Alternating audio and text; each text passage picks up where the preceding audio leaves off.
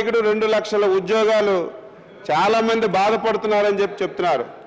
Out sourcing అని చెప్పి ఒక వ్యవస్థ రాజశేఖర రెడ్డి పెట్టి వారి సొంత మనుషులు ఎక్కడ కూడా ఒక ఉద్యోగం ఎవరికైనా ఇవ్వాలంటే వాడి క్వాలిఫికేషన్ ఏంటి, వాడి ఆ ఉద్యోగానికి అర్హుడా కాదని చూసేవాళ్ళు అధ్యక్ష.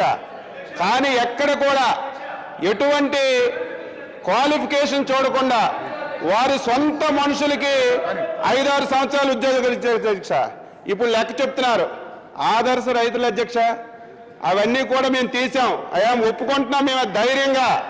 మీరు 10 సంవత్సరాల్లో ఆటో డ్రైవర్లకి, అమెరికా వాళ్ళు ఉన్న వాళ్ళకి, అవసరం ఒక సెంటు భూమి లేని వాళ్ళకి, వ్యవసాయం అంటే తెలియనటువంటి వ్యక్తులకి రాజశేఖర రెడ్డి ఆదర్శ రైతులుగా పెట్టి రాష్ట్ర ఖజానాన్నంతటినీ కూడా దోచుకున్నారు అధ్యక్ష.